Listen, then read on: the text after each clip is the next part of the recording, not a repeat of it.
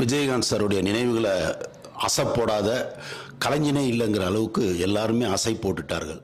ஏன்னா எல்லாருக்கும் நல்ல திசையை காட்டின ஒரு நல்ல மனிதர் அவர். அதனால அவரை பத்தி பேசுறது ஒரு சுகமான அனுபவம். உதவி இயக்குனராக வந்த காலகட்டங்களில் நான் ஒரு படத்தில் அசிஸ்டன்ட் டைரக்டராக ஒர்க் பண்ணும்போது அந்த படத்தில் எஸ்.எஸ். சந்திரன் சார் வந்து நடித்தார். அப்போ எஸ்.எஸ். சந்திரன் சாரோட ஸ்பாட்டுக்கு வந்து புரட்சி கலைஞர் விஜயகாந்த் சார் வந்துடுவாங்க, பாண்டியன் வருவார், ராதாரவி சார் வருவார், தியாகு சார் வந்துடுவாங்க. இவங்கெல்லாம் வந்து ஒரு டீம். இவங்க 5 பேரும் பார்த்தீங்கன்னா அவ்வளவு ஒரு நடிகருங்கன்ற ஒரு ஈகோவே இருக்காது. அதில் 5 பேரில் அப்போவே கேப்டனாக இருந்தது யாருன்னு பார்த்தா கேப்டன் பிரபாகரன்ற படம் வர்றதுக்கு முன்னாடியே அவர் கேப்டன் ஆயிட்டார். அந்த 5 பேரும் அப்போ வந்து எல்லாருமே பிஸியான ஆட்கள், எஸ்.எஸ். ஆகட்டும், ராதாரவி ஆகட்டும், எல்லாருமே. ஆனாலும் அந்த 5 பேரை வழி நடத்துறது பாண்டியன், நடிகர் பாண்டியன் வழி நடத்துறது யாருன்னு பார்த்தீங்கன்னா கேப்டன் தான். அப்போயே ஒரு கேப்டன் தான்.